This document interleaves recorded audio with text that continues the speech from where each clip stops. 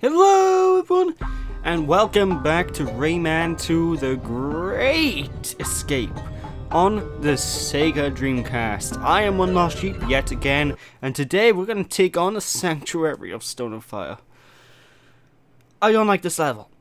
I'm going to be frank, I do not like this level. And I'll explain why as time goes on. It starts off really good actually. I mean, look at this view. This view is fantastic, but trust me, the stage... it's one of these stages that I don't like playing through, purely because it's too long. You go through the stage, and after a set amount of time, you're gonna get fed up by how long it takes. This stage takes 2 parts of this LP, folks. 2! I wish I was joking. This stage is bloody long. But anyway, what we need to do is basically fight this pirate first things first. And don't jump into lava, obviously lava is bad. And this is probably the first pirate you may have some major trouble with, because he's going to start going bloody nuts. He's going to shoot NG blasts at you extremely rapidly. This guy's no pushover, so be quick and just keep moving. If you don't keep moving, you're going to get hurt. So there you go. Just keep blasting with enough pellets and eventually he's going to go down just fine. And there is a cage underneath that cage that I used to bounce up to get up to the segment, but I am not getting that cage for one reason. It involves backtracking. This stage is too long as it is, so trust me, I'm not bothering with that. But this stage does introduce a brand new mechanic that I do really like, and it is the Golden Glove. Now what the Golden Glove is basically a weapon where you can actually get stronger. I'm not going to go into too much detail about the Golden Glove yet, so don't expect me to go freaking nuts with the details on that thing. But basically, to get the Golden Glove, just go up here and use this here, purple them, and there we go. So as you can see, our gloves are now golden. This is a golden opportunity to talk about it. And basically what we do, we get an extra 3 fist icons underneath our health. And what this fist icon basically indicates is we have 3 chances to keep hold of these gloves. Every time we get hit, we lose 1. And basically what this glove does is every normal pellet of energy we throw is the equivalent of a fully charged energy pellet. And basically what you can charge it even more. You can go beyond. This isn't even my final form. So yeah, as you can see, the energy blast gets freaking massive and it just wipes out half of this guy's health in just one go. These golden gloves are brilliant items to collect, so if you're venturing throughout, don't forget these things. Of course, if you die by jumping into lava, you'll also lose 1 fist icon. And when you lose all 3, golden gloves are gone. And there's a couple of these in the game. It's not the most easy to find item though. Mainly because it's so bloody powerful. But if you can get hold of these things, feel free. You can backtrack to levels you've been in before, so what I like to do usually is go into this level, grab the golden gloves if I need them, and then quit the level, and that way I can move on and I'll still have the gloves on me. At least that's what I used to do in the N64 version. I don't know if you can do that on the Dreamcast. Anyway, as you can see but there, those are plums. Now plums are one of the big staples of the Rayman franchise, and basically if you jump on a plum, you can ride it to get across the lava. So how it's not melting in the lava, I have no idea. I would assume it would have melted, but what you gonna do? So yeah, plum, you can jump on it, you can ride it, and if you use the energy pellets while you're on top of the plum, you go in the opposite direction, the energy pellets again blasted. So you know, physics. Ooh, makes me tingly. But we're gonna ignore the plums for now, mainly because we have cobwebs. Apart from this one we can't really avoid. And the major mechanic about this entire stage are these things. They try to really get you to use plums and traverse the environment using them. So, if you see them, make use of them. Also, the plum we went past previously, as well, we just sort of didn't use because we used the giant cobwebs on the ceiling there. I believe you can actually use that to go and backtrack to an area we were at the very beginning. And by doing that, you'll gain access to a cage. And I'm not doing that because I can't be bothered. This is one of those stages I have never 100%ed because it's too much work. But as Murphy is explained by here, you can actually pick up the plums and use them as weapons as well. And trust me, they can be very, very useful. But now we've got crossroads. You can either go to the left or the right. Now to the left is actually an optional area that we don't need to go to, but I never see LPers show it off. So I'm going up here. And what it basically is, it's an alternate platforming challenge where you can get more lums. And it can be a bit of a frustrating experience, to say the least. I'm not a big fan of this area. Just because it takes quite a while to get through, that's all. But just jump off here and go into the giant hole you see before you. Well, it's more of like an entrance doorway, but you know. This stage is pretty tough, I'm not gonna lie. It is a pretty tough level with a lot of flaming traps. Things are really starting to heat up by here, and oh my god, look at this place. It looks like Agrabah and bloody Kingdom Hearts. What the hell? Although I do love this remix of the Rayman theme by here. It's pretty good. It's pretty good. It's very Molten themed. Suits the level. I like it. But of course it goes without saying, fire hurts. So whenever the flamethrowers on the walls are shooting out, don't jump into them. And unfortunately we lost our golden glove. Oh.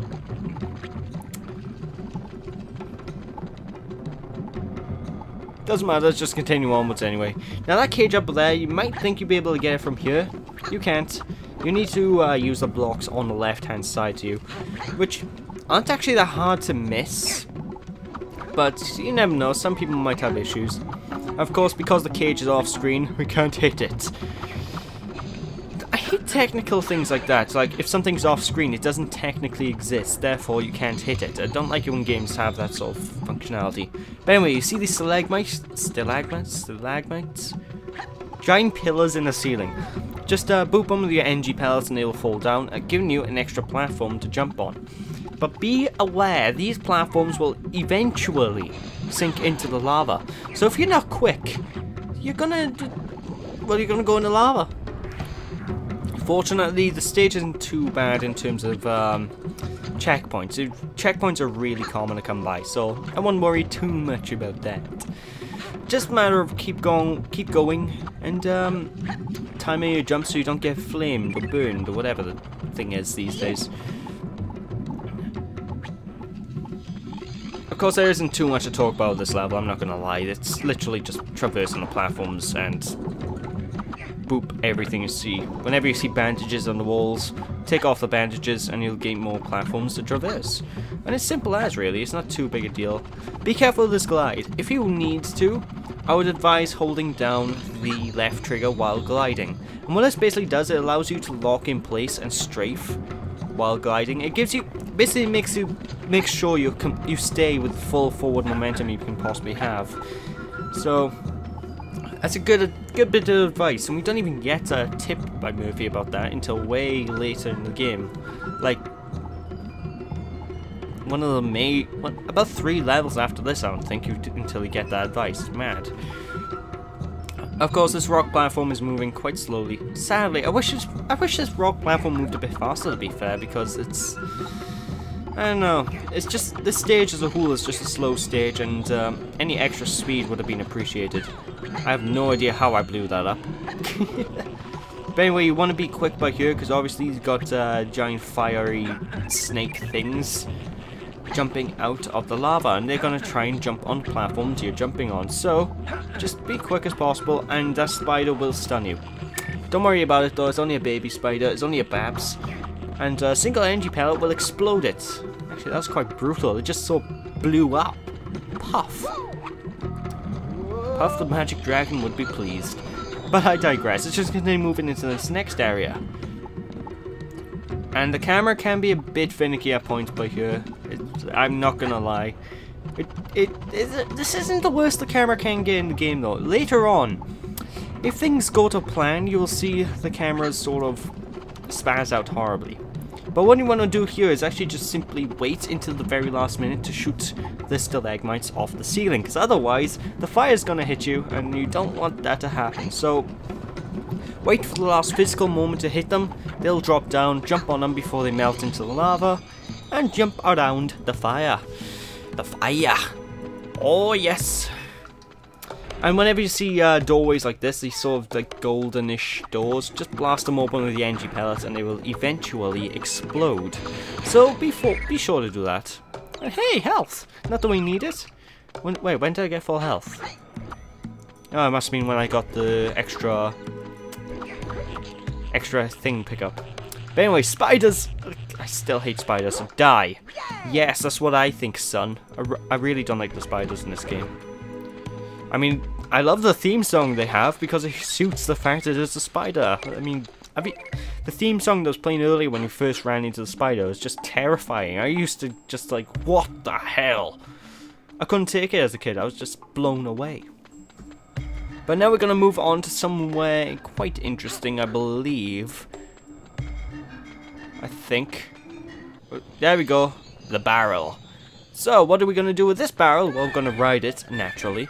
And what's new about this barrel is the fact you can actually push the A button to jump. There is no indication about this in the entire game, so just expect to have a few issues here and there. B button still does the boost button, fortunately, so don't worry too much about that, and just go moving along. For some reason, this section seems a lot slower when I'm actually playing it, but when I'm actually watching it back, it goes by quite quickly. It could be the fact that it's at 30 FPS by here and not 60 that I'm playing it at, but I don't know. But I digress. Be sure to time your jumps. You need to be pretty much pixel perfect to make these jumps. And any wrong jump will literally mean death. If you hit the floor in the wrong angle, you're gonna die. So just be very, very, very quiet. Not quiet, helpful. When you get to this point, you should be able to jump off, and there's a stage done. Well, it's not done because we got more of the stage, unfortunately. It's just that section done. The next section, I believe, is a slide. I could be wrong. Oh no, the slide isn't for a while, doesn't it? Yeah, the slide isn't for a while. Okay, never mind then. I thought the slide was by here. Well, shiver me wrong.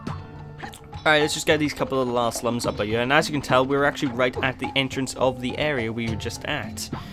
So, where do we go now, boss? Well, we go the alternate route. We go to the right side of the way we went instead of the left. So we just need to find ourselves yet another purple lum. Fortunately, it's right by the entrance of this place. Don't go back in. I was contemplating going back in, then I realized, hold on, I'm outside. Not a good idea. So there we go. It should traverse all the way back down. You know, the only problem with this level is the fact that it's linear. Not linear, it's long. If this stage wasn't too long, I would probably consider it one of the best stages in the game, to be perfectly honest. Its level design is worth it. It's challenging. It's just very not interesting for what's, you know, it just doesn't interest me as much as it should because of the whole length. I mean, it's 20 minutes plus long. It's insane. But anyway, pirate by here, just deal with him like normal. That's probably the easiest pirate in the entire game. He just stands there and takes it like a bitch. And that's why Luigi is number one. Why is Luigi number one? Because I just felt like doing the Luigi voice, that's all. Don't judge me. But anyways, just continue moving onwards, and we're pretty much at the end of this part now, folks. So we're just going to move on to the entrance to the next area, and I'm going to call that part here. So thank you all for watching, people. I hope you all enjoyed. Don't be sheepish, and when we return, we'll be finished on this sanctuary. Thanks for watching. See you after. Bye!